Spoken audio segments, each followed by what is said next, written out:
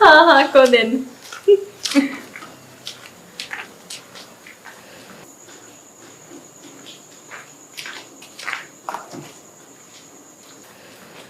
පුතේ මේ ඔය එනකොට ඔය ෆ්‍රිජ් එකේ වම් පැත්තේ දොරේ තියෙනවනේ ඔරෙන්ජ් ජූස් එකක්.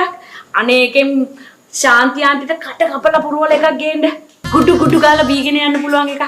ඉබහයි.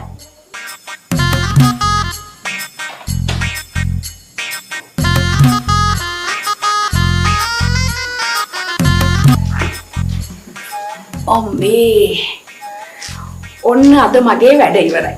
දැන් ඉතින් මට නිදහසේ ඉන්න පුළුවන් ඕන තරම්. නිදහසේ